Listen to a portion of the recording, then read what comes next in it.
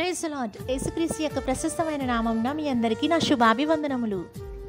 ఒకానొక సమయంలో ముత్యములు రత్నముల వ్యాపారం కలిగిన ఒక వ్యాపారవేత్త వాటిని తీసుకుని ఎడారిలో ప్రయాణం చేస్తున్నాడు. ఆ విధంగా ప్రయాణం చేస్తూ కొంచెం దూరం వెళ్ళేసరికి తాను తెచ్చుకున్న నీళ్ళు అయిపోయాయి. దాహంతో అల్లాడిపోతున్నాడు. ఈ లోపల ఒక నీటి పంపు కనిపిస్తే పరుగున వెళ్ళి చూసేసరికి అక్కడ ఒక చిన్న బోర్డు మీద ఈ విధంగా వ్రాసి ఉంది: చిన్న మగ్గుతో కొన్ని నీళ్లు పోసినట్లయితే మీకు కావలసిన నీళ్ళు వస్తాయి. కానీ ఆ వ్యాపారవేత్త దగ్గర ఒక మగ్గు నీళ్లు కాదు కదా, ఉగ్గు నీళ్లు కూడా లేని పరిస్థితి. నీళ్లు లేక దాహంతో అల్లాడిపోతున్నాడు. కానీ తన దగ్గర ఒక సంచి నిండా రత్నాలు, మరొక సంచిలో ముత్యాలు వజ్రాలు ఉన్నాయి. బ్రతకాలని ఆశపడుతున్నాడు, తంటాలు పడుతున్నాడు. బ్రతకడానికి కావలసింది గుక్కెడు నీళ్లు. అవి తన దగ్గర లేవు. కానీ కష్టపడి సంపాదించిన ముత్యాలు వజ్రాలు ఉన్నాయి. అవి వానిని బ్రతికించలేకపోతున్నాయి. మనకు కష్టకాలం వచ్చినప్పుడు, వ్యాధి బాధలు లేదా మరణకరమైన పరిస్థితి వచ్చినప్పుడు మన దగ్గర ఉన్న వెండి బంగారాలు కానీ, మన సంపాదన కానీ, లేదా మన బ్యాంక్ బ్యాలెన్స్ కానీ మనల్ని కాపాడలేవు.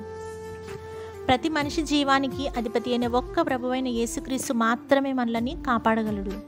దేవునితో సంబంధాన్ని పోగొట్టుకుని ఈ లోకంతో సంబంధాన్ని పెనవేసుకుని మనం సాధించేది ఏమీ లేదు.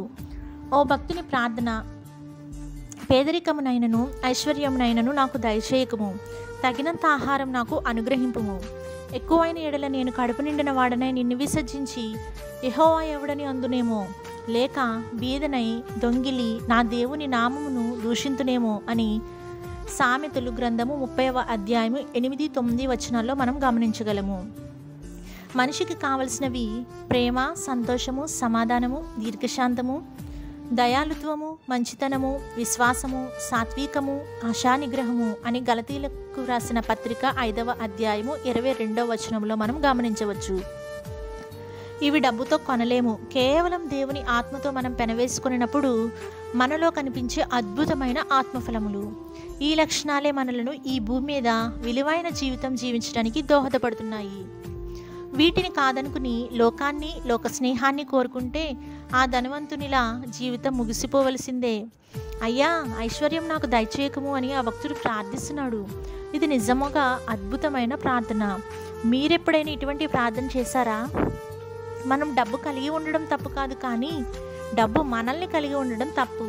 ఇంగ్లీష్లో ఒక మాట ఉంటుంది: money is good servant but bad master. అనగా డబ్బు సేవ చేస్తుంది, అదే సమయంలో మనం నిర్లక్ష్యంగా ఉన్నట్లయితే ఆ డబ్బే పెత్తనం కూడా చేసి మనల్ని లోపరుచుకుంటుంది.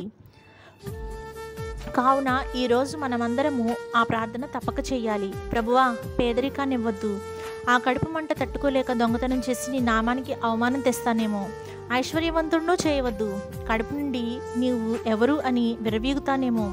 తగినంత ఆహారము, తగినన్ని వస్త్రాలు మాకు దయచేయి. బ్రతికిన 3 నాళ్ళు నీవు మాకు తోడుగా ఉంటే చాలు. ఇంతకంటే మాకేమీ అవసరం లేదు. ఈరోజు మనందరము చేయవలసిన ప్రార్థన ఇదే. ఈ ప్రార్థన మన జీవితాల్లో మనలను సురక్షితంగా జీవింపచేస్తుంది.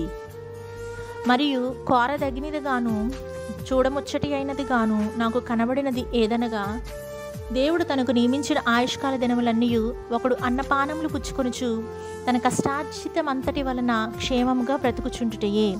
ఇదియే వానికి భాగ్యము అని ప్రసంగి గ్రంథము 5వ అధ్యాయము 18వ వచనంలో మనము గమనించవచ్చు. అందరికీ నా వందనములు.